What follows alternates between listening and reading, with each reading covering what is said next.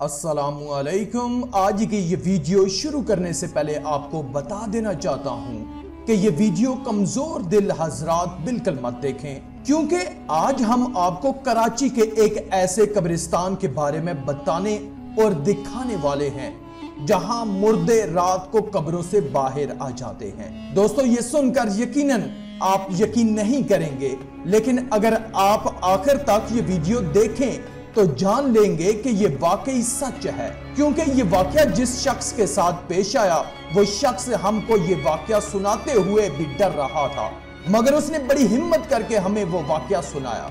दोस्तों, आप भी हिम्मत रखिएगा।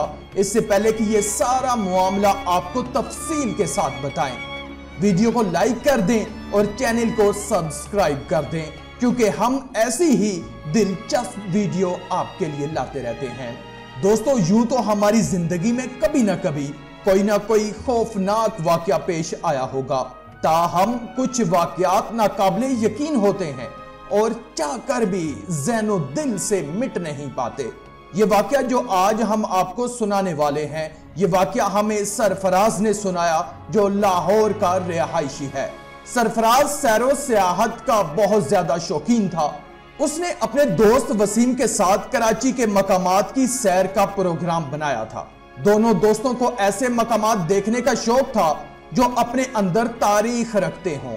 आप तो जानते हैं कि कराची से आगे सिंध और बलोचिस्तान के लातादाद मकामात अपने अंदर सदियों की तारीख समोए हुए हैं। दोनों दोस्त अपना अपना कारोबार कामयाबी से चला रहे थे। रुपए पैसे की कोई कमी ना थी। बाय रोड सफर करते हुए दोनों मुकर्ररा दिन कराची पहुंच गए। कराची के आम मशहूर मकामात तो वो पहले भी देख चुके थे। इस बार को कराची के इर्द गिर्द के मकामात देखने का इरादा रखते थे, लिहाजा छोटे छोटे मकामात देखते हुए वो ठट्टा के करीब एक गांव में पहुंचे। वो काफी कदीमी गांव था। एक अजीब सा एहसास उसकी फिजाओं में था। कदीम तर्ज के घर थे, मगर इमारतें खंडरात की सूरत इख्तियार करने के बावजूद अपने अंदर सदियों की तारीख पर पर्दे डाले हुए थी। उनको उस गांव का माहौल बहुत दिलचस्प लगा और उन्होंने वहां रुकने का इरादा कर लिया। गांव के सरबराह का नाम फजलुद्दीन था। उसने उनका खुले दिल से खैर मकदम किया और अपनी हवेली में उनको मेहमान बनाया। वहां के लोग उनको काफी मेहमान नवाज लगे। जब वहां पहुंचे तो सुबह का वक्त था। उन्होंने दोपहर के वक्त गांव को घूमना शुरू किया। गांव के सरबराह ने खुश इखलाकी से हर जगह की तारीख बताते चलते हुए वो एक जगह पर रुक गया और कहा, यहां से वापसी करेंगे। उसके चेहरे पर खौफ के आसार वाज़िह थे। उन्होंने उस खौफ को महसूस किया तो गांव के सरबराह फजलुद्दीन से पूछा कि इसके आगे भी हमें कोई दिलचस्प जगह नजर आ रही है। दरख्तों के झुंड में उन्हें बुलंद दीवार नजर आ रही थी। बीच में छोटा सा नाला बह रहा था, जैसे वो नाला जानबूझकर बनाया गया हो कि दूसरी तरफ कोई जा ना सके। तो फजलुद्दीन अपने चेहरे के तासरात छुपाते हुए और बात को घुमाते हुए बोला कि नहीं, उस तरफ दूसरा गांव है और वहां हमारा झगड़ा चल रहा है, जिसके बायस हमें यहीं से वापस जाना है और अंधेरा फैलने से पहले हवेली पहुंचना है, लिहाजा वहां से चलो। मगर उन्होंने फजलुद्दीन का लेजा भांप लिया था कि ये उनसे कुछ छुपा रहा है और उन्हें बताना नहीं जा रहा। शाम से पहले वो उन्हें हवेली ले गया, जहां उनकी काफी खातर मदारत की गई। अंधेरा फैलते ही उन दोनों ने महसूस किया कि जैसे यहाँ के लोग अंधेरे से खौफजदा हैं, या कुछ ऐसी बात जरूर है, क्योंकि अंधेरा फैलते ही उन्होंने दरवाजों को अच्छी तरह बंद कर दिया और गांव के लोग अपने अपने घरों में घुस गए। जो लोग उनके साथ घूम रहे थे वो भी फौरन घरों को भागे। जबकि सरफराज और वसीम दोनों रात जल्दी सोने के आदी ना थे, बल्कि वो तो गांव के माहौल को रात में भी देखना चाहते थे।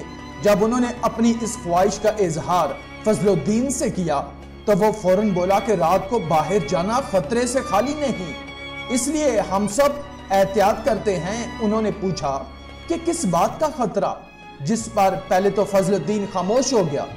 उन्होंने जब दोबारा जोर दिया कि आखिर वजह क्या है, आपका उस जगह से यूं वापस आना और अब रात में खतरे की बात हम कुछ समझ नहीं पाए और चाहते हैं कि आप हमें खुलकर बताएं ताकि हमारे इल्म में भी इजाफा हो सके। اس نے خاموشی توڑی اور بولا کہ جیسا آپ کو بتا چکا ہوں، یہ گاؤں صدیوں کی تاریخ اپنے اندر رکھتا ہے۔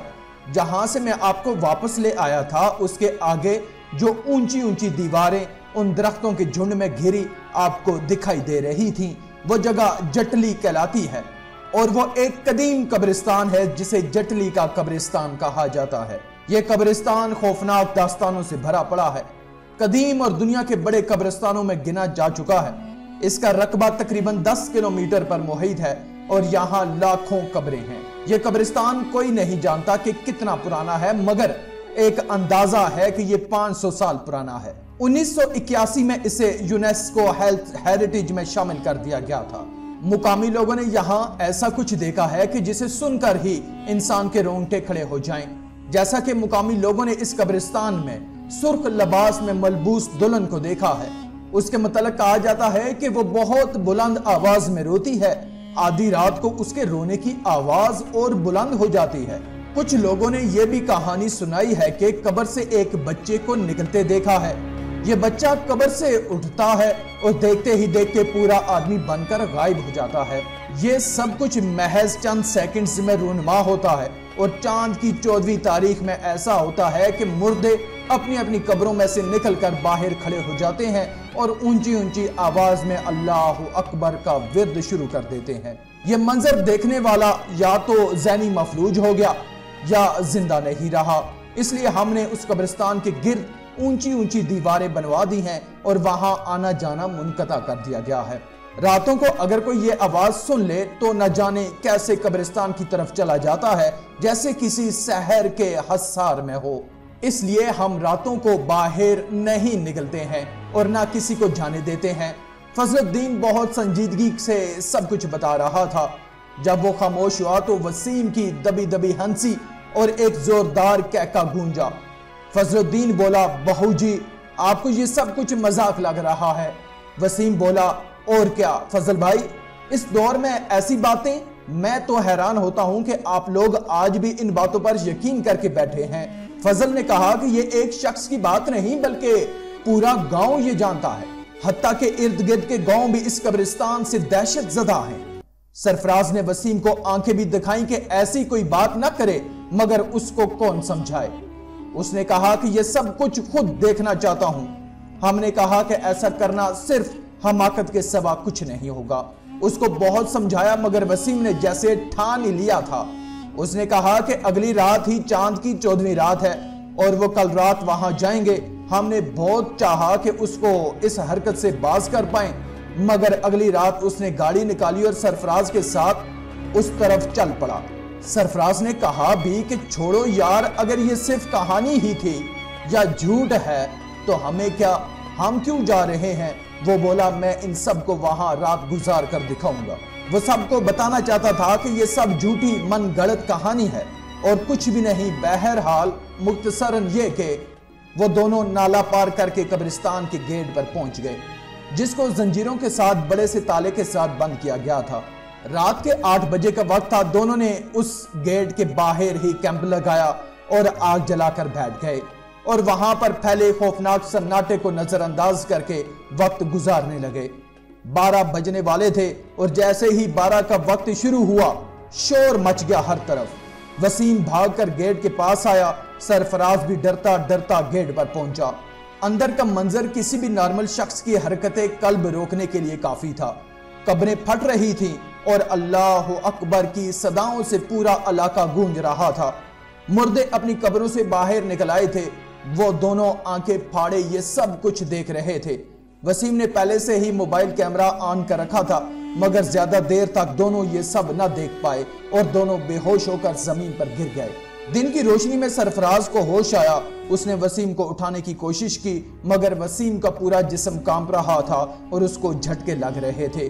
سرفراز اپنے ہوش و حواس میں تھا۔ سرفراز وسیم کو بڑی ہمت سے اٹھا کر گاڑی تک لایا اور گاڑی میں بٹھا کر فوراً کراچی میں موجود ایک ہسپتال پہنچایا۔ وسیم کا بہت ٹریٹمنٹ کیا گیا، مگر وسیم اپنا ذہنی توازن کھو چکا تھا۔ دونوں لاہور واپس آ گئے، مگر سرفراز بھی بہت عرصے تک بیمار رہا۔ آدھی رات کو اٹھ کر چیخنے لگتا، پھر اس نے نماز کی پابندی شروع کی، خدا سے مدد مانگی۔ ادھر وسیم ٹھیک نہ ہو سکا، مگر سرفراز کسی طرح اپنے اس خوف سے باہر نکل آیا۔ تو ہم نہیں جانتے کہ سرفراز کتنا سچ اور کتنا جھوٹ سنا رہا تھا، مگر سنا ہے اس کی حالت اس کی سچائی کی گواہی دے رہی تھی۔